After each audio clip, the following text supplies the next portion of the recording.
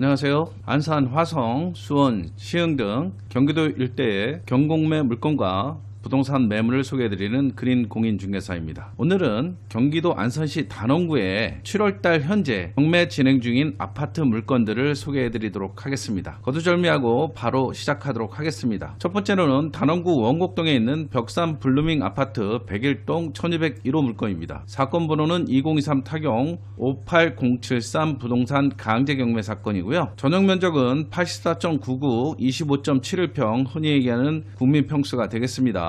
감정가는 4억 300만원이었고요. 한번 유찰돼서 최저가는 70%인 2억 8210만원입니다. 길 현황 보실게요. 24년 5월 20일 감정가로 경매가 진행됐지만 유찰되었고요.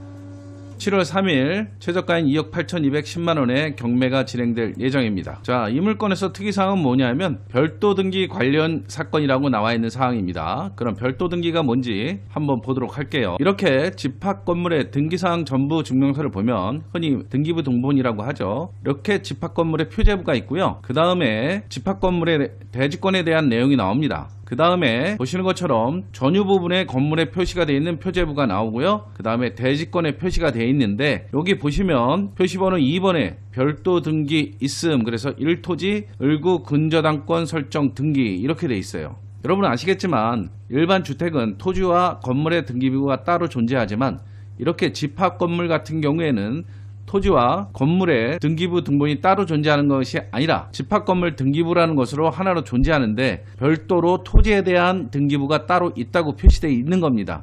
그 이유가 뭐냐면 토지 등기 을구의 근저당권 설정이 되어 있기 때문에 별도로 등기가 되어 있는 것입니다. 이런 물건들은 문제가 좀 있을 수 있는데요. 이런 부분 때문에 일반 경매 입찰자들은 이거 무슨 문제가 있는 거 아닌가? 입찰을 해도 지장이 없나? 이런 두려움이 들 수밖에 없습니다. 그래서 경매를 공부를 하셔야 되는데요. 저희 그린공인중개사에서 이번에 경매발전사라는 부동산 경매학원을 오픈했습니다. 이런 궁금증을 해결하시려면 저희 경매발전소 학원을 방문해 주시기 바랍니다. 여러분들에게 무료로 수강할 수 있는 기회를 드리고 있으니 그 내용 한번 듣고 설명 이어가도록 하겠습니다. 경매발전소에서 이번에 경매 학원을 오픈하였습니다. 오픈 기념으로 여러분들에게 8주간 교육하는 경매 기초반 수업을 무료로 수강할 수 있는 기회를 드립니다. 원래 수강료는 50만원이지만 열정이 있으신 분들에게는 무료 수강할 수 있는 기회를 드리니 관심이 있으신 분들은 연락주시면 친절히 상담해 드리도록 하겠습니다. 위치는 수임 분당선과 4호선이 정차하는 안산 고잔역 2번 출구입니다. 자, 아까 말씀드렸듯이 별도 등기는 집합건물의 등기부임에도 불구하고 토지 등기가 별도로 따로 존재한다는 얘기인데요. 그러면 토지 등기를 따로 떼어서 그 내용을 보고 근저당이 설정되어 있다든지 이런 내용을 파악을 해야 되는데요. 만약에 근저당이 설정되어 있는 상태에서 낙찰이 되면 선순위 임차인이 있을 경우 토지에 설정되어 있는 근저당이 먼저 배당을 받기 때문에 선순위 세입자의 금액을 낙찰자가 인수할 수도 있어서 매우 조심해야 되는 상황입니다. 그럼 현재 상황은 어떤지 살펴보도록 하겠습니다. 매각물건 명세서를 보도록 할게요. 자, 매각물건 명세서를 보시면 비고란에 별도 등기는 있으나 채권자가 채권 없다는 채권계산서를 제출함 이렇게 돼 있어요. 즉 경매계에서 근저당 설정한 채권자에게 확인을 했지만 채권은 다 변제되고 없는데 형식상 말소만 안 됐다는 뜻입니다. 그러므로 이 물건은 입찰을 하셔도 전혀 지장이 없다는 뜻이 되겠습니다. 건물 현황 보실까요?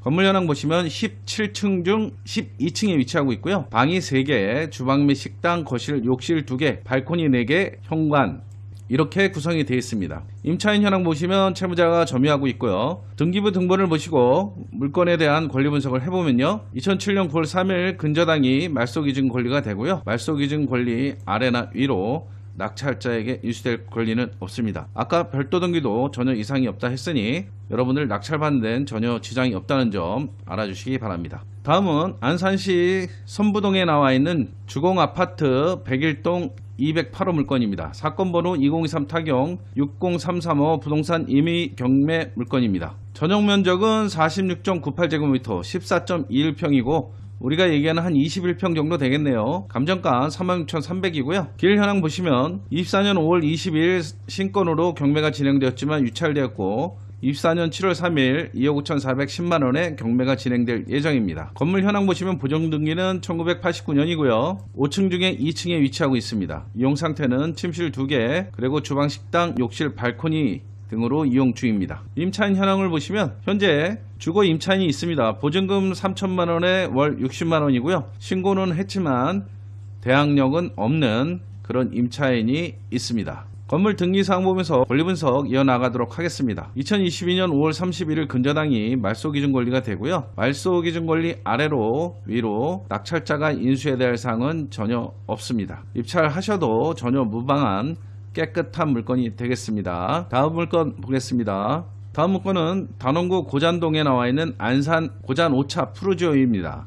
사건 번호는 2023 타경 6133 부동산 임의경매 사건인데요. 전용 면적은 84.916, 국민평수죠. 32평에서 34평 되는 물건입니다. 감정가 6억 2,100만원이고요. 길 현황 보시면 24년 5월 23일 6억 2,100만원의 경매 진행됐지만 유찰되었고 7월 4일 4억 3,470만원의 경매가 진행될 예정입니다.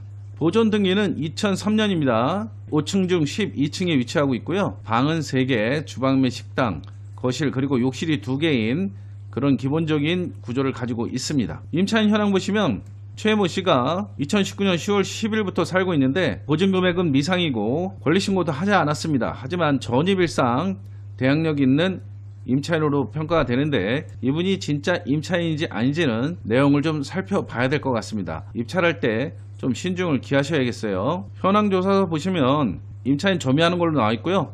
목적물에 대하여 현황조사차 방문했으나 폐문부재로 소유자나 점유자를 만나지 못하였음 이렇게 돼 있어요. 집행관이 방문을 했을 때 이 건물에 거주하고 있는 분이 임차인지 아닌지를 확인하지 못했다는 얘기가 되겠습니다.